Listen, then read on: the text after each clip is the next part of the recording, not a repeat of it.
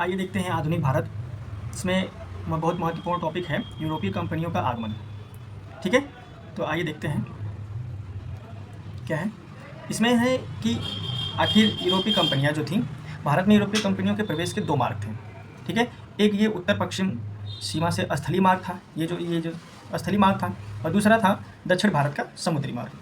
ठीक है, अब आइए देखते हैं ये कि जो यूरोपीय कंपनियां थीं वो भारत में उनके आने का, जो समुद्री मार्ग से आई, उनके आने का कारण क्या बना। ठीक है, तो इसका कारण सबसे महत्वपूर्ण ये बना कि 1453 ईस्वी में तुर्कों द्वारा, ठीक है, कस्तंतुनिया एक जगह था जो तुर्क में पड़ता था, वो कस्तंतुनिया मार्ग का वो कर दिया गया, पतन कर दिया गया।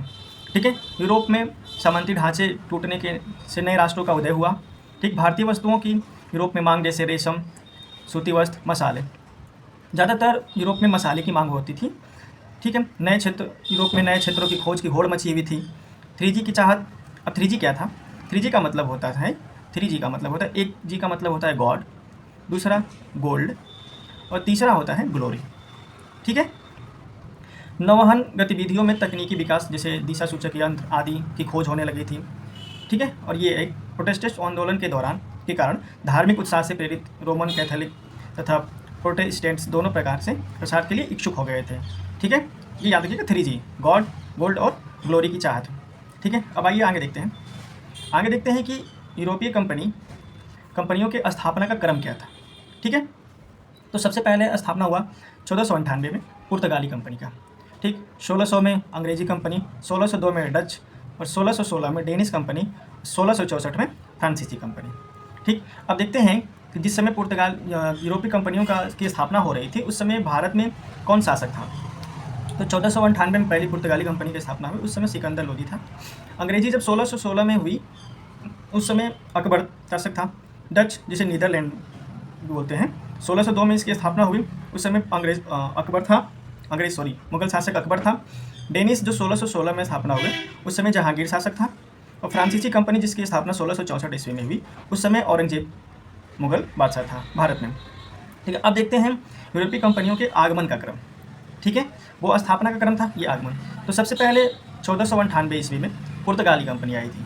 फिर 1596 से लेकर के 1605 के बीच में डच कंपनी आई, 1608 में अंग्रेज, 1620 में डेनिश, और 1667 में फ्रांसीसी कंपनी आई। ठीक है, अब ये देखते हैं जब यूरोपीय कंपनियां जब भारत में आई, उस समय भारत शासक कौन था, भारत में मुगल शासक कौन था। तो पुर्तगाली कंपनी जब 1498 में इसकी स्थापना भी हुई, और 1498 में ये जब भारत आया, उस समय सिकंदर लोदी, ठीक है, लोदी वंश का शासक सिकंदर लोदी था। ठीक है, दिल्ली सल्तनत के टाइम पे केवल ये पुर्तगाली कंपनी आई थी। ठीक है, डच जब आई तो अकबर था, अंग्रेजी कंपनी जब आई तो जहांगीर। अब अंग्रेजी ईस्ट इंडिया कंपनी की स्थापना के समय अकबर था, लेकिन जब ये भारत आए 1608 ईस्वी में, तो उस समय जहांगीर था। ठीक है, डेनिश कंपनी 1620 में आई, तो उस समय भी जहांगीर ही था।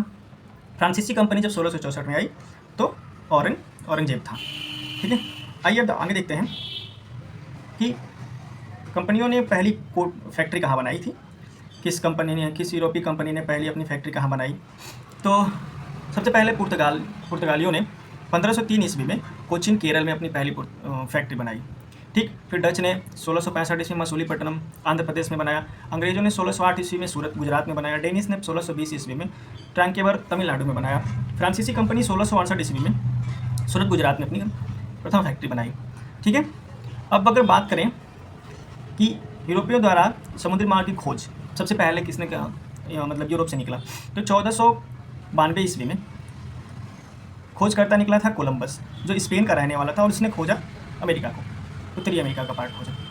1498 में वास्को डी गामा, जो पुर्तगाल का रहने वाला था, और उसने खोजा भारत के जलीय मार्ग।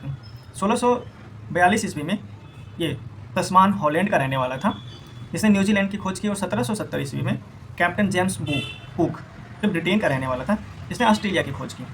ठीक है, अब आइए पढ़ते हैं कि अब पुर्तगालियों के बारे में।